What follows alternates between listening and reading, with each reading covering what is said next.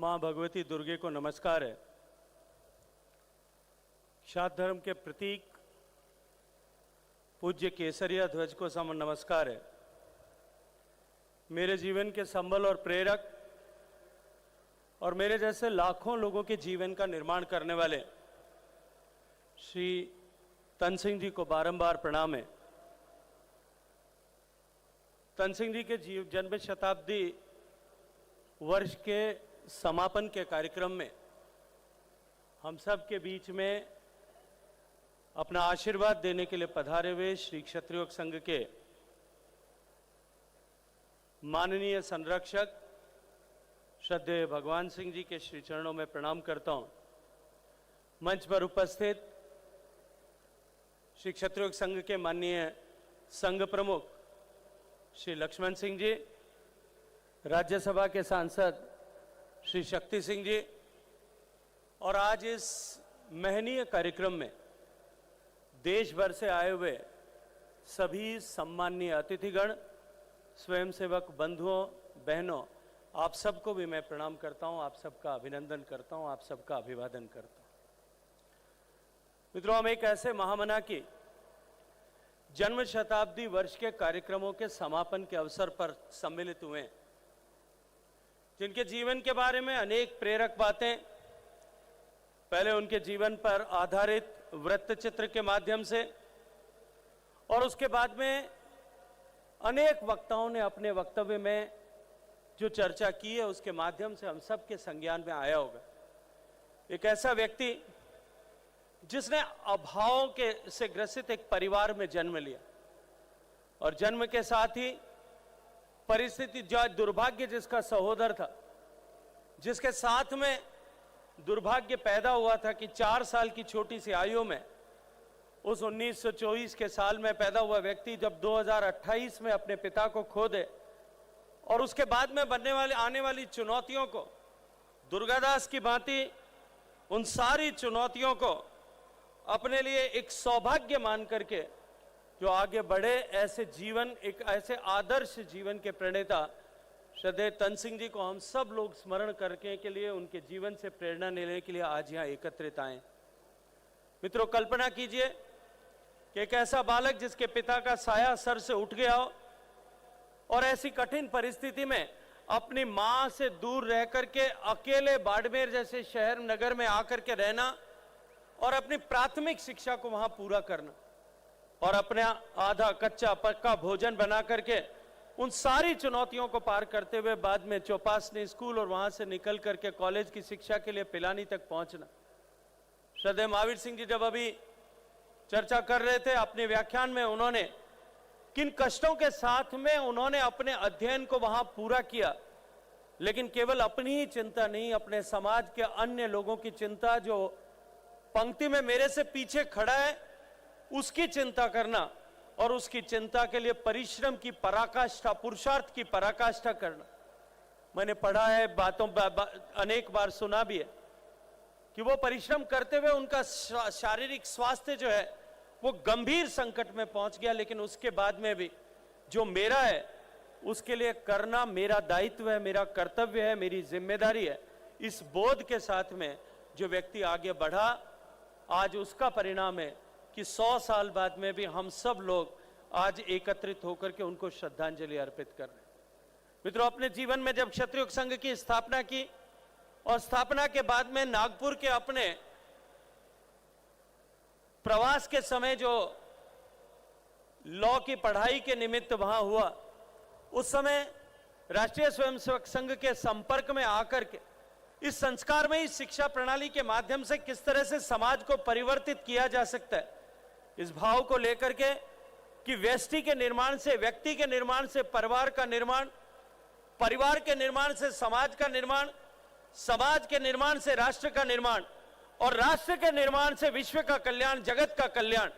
जगत के कल्याण के उद्देश्य के लिए व्यक्ति का निर्माण करने की इस प्रक्रिया का जो सूत्रपात उन्होंने किया, आज सतोगुणी शक्तियों को एकत्रित कर, संगठित कर, सतोगुणी शक्ति की ताकत को बढ़ाने के लिए जो उन्होंने काम किया, आज मैं विश्वास के साथ में कह सकता हूं कि देश भर में ऐसे लाखों लोग होंगे जिनके जीवन में कहीं न कहीं सतोगुण के इस बीज को जो है वो स्थापित करके उस सतोगुणी भाव को विकास करके उद्विकास करके समाज में ऐसे सतोगुणी शक्ति का सृजन करने का काम श्री तन सिंह जी की उस पाठशाला के माध्यम से हुआ है। मित्रों, जिस तरह की विपरीत परिस्थितियां आज हैं, जिन विपरीत परिस्थितियों की चर्चा आदरणीय अनुराग जी ने की, जिन विपरीत परिस्थितियों की चर्चा आदरणीय महावीर सिंह जी ने की, आदरणीय राजेंद्र सिंह साहब ने की, आज जिस तरह की परिस्थितियां समाज में और जिस तरह से समाज में मूल्यों का क्षरण हो रहा है, ऐसी परिस्थिति में क्योंकि उन मूल्यों के स्थापन की जिम्मेदारी ईश्वरीय भाव से, ईश्वरीय कृपा से डीएनए के बाद जो अगर अध्ययन किया जाए तो क्षत्रिय समाज की है, इसलिए हम सब की जिम्मेदारी इन विषम परिस्थितियों में और भी अधिक बढ़ जाती। अभी भगवान श्री राम का नारा आदरणीय अनुराग जी ने लगाया।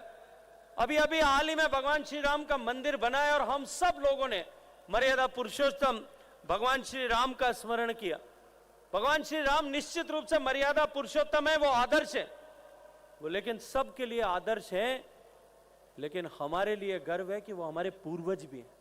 और वो हमारे पूर्वज हैं, इसलिए उनके आदर्शों के अनुरूप आचरण करने की, व्यवहार करने की और समाज उनके आदर्श के अनुरूप आचरण और व्यवहार करे,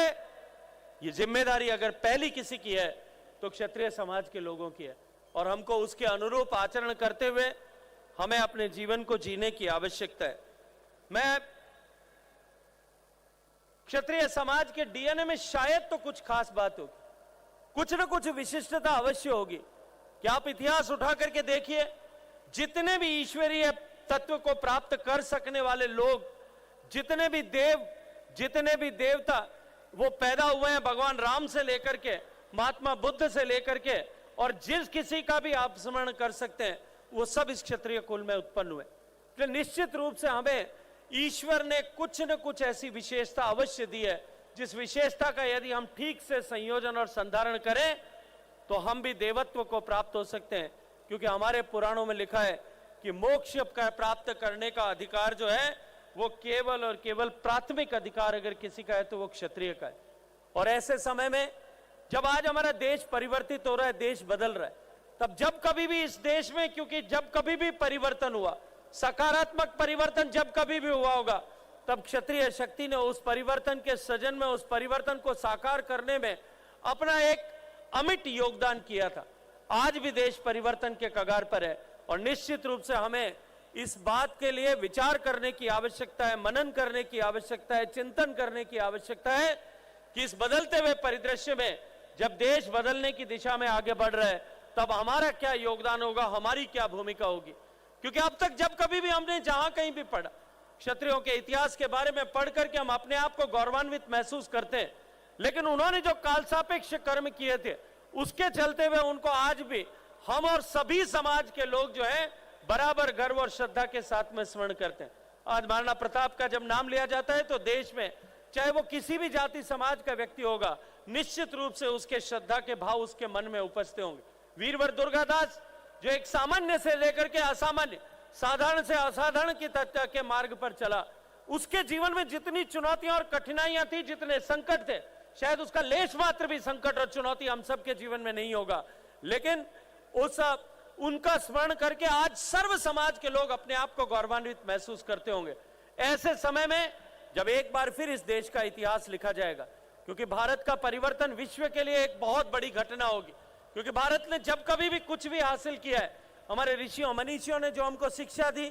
कि हम जो कुछ भी हासिल करें वो विश्व के कल्याण के लिए, विश्व के बंधुत्व के लिए, विश्व के समग्र रूप से विकास के लिए करेंगे। तो ये भारत का परिवर्तन, भारत में परिवर्तन, भारत का विकास निश्चित रूप से पूरे विश्व के कल्याण का प्रणेता होगा। ऐसे समय में इस महत्वपूर्ण घटना का जब इतिहास लिखा जाए मित्रों, तब उस इतिहास में हम क्षत्रिय समाज के संततियों का भी एक बार फिर उल्लेख हो, ताकि आने वाली पीढ़ियां ये न कह सकें कि ये जो बीच की पीढ़ी का बीच का कालखंड था, इस कालखंड ने केवल उस पुराने पूर्वजों के जो यश था, जो पुण्य था, उस संचित पुण्य को केवल उपभोग करने का काम किया, उसमें कहीं भी किसी तरह से अपनी तरफ से योगदान नहीं किया। ये जो है कलंक हमारी पीढ़ी पर न लगे, इस अपेक्षा के साथ में हम सबको काम करने की आवश्यकता है। श्रद्धेय तन सिंह जी ने ये जो बीज आरोपित किया है, इस मार्ग पर चल करके राजस्थान से लेकर के, गुजरात से लेकर के मध्य प्रदेश के बहुत बड़े हिस्से तक अनेक अनेक परिवारों के जीवन में परिवर्तन आया है। लेकिन इस बीज को और अधिक विस्तृत करने की आवश्यकता है, इस बीज को और अधिक विस्तार देने की आवश्यकता है, इस विचार को और अधिक विस्तार देने की आवश्यकता है। श्रद्धेय तन सिंह जी ने जिस तरह से अपने जीवन में जो कुछ भी किया, एक विद्यार्थी के नाते काम का पढ़ते हुए, एक बालक के नाते पढ़ते हुए, जब अपने आप को प्रथम स्थान पर रखा, व्यवसायी के रूप में काम किया, व्यवसायी के रूप में भी अपने आप को एक सफल व्यवसायी के रूप में स्थापित किया, एक चिंतक के रूप में, एक लेखक के रूप में, एक संगठक के रूप में जिस किसी भी भूमिका का निर्वहन किया, उस भूमिका में चाहे वो राजनीतिक क्षेत्र हो या सामाजिक क्षेत्र हो या आर्थिक क्षेत्र हो, उस भूमिका में पहले शीर्ष पायदान पर अपने आप को ला करके खड़ा किया। यह हम सब लोगों के लिए एक आदर्श है। और इस विचार को, क्योंकि तन सिंह जी केवल एक व्यक्ति नहीं, एक विचार थे, और वो विचार रूप में हम सब के बीच में हमेशा हमेशा के लिए अमर है। उस विचार को प्रस्फुटित करने की जिम्मेदारी भी हम सब की है। और मैं ये मानता हूं कि ये विचार जो है ये 4 दिशाओं में और अधिक फैले। इस दृष्टिकोण से आज ये जो कार्यक्रम देश की राजधानी में हुआ है, ये निश्चित रूप से एक बहुत बड़ा प्रयास और कदम होगा। मैं आप सबका पुनः स्वागत और अभिनंदन करते हुए अपनी वाणी को पूज्य तन सिंह जी के स्मृति में, पावन स्मृति में श्रद्धांजलि अर्पित करते हुए समाप्त करता हूं। जय हिंद।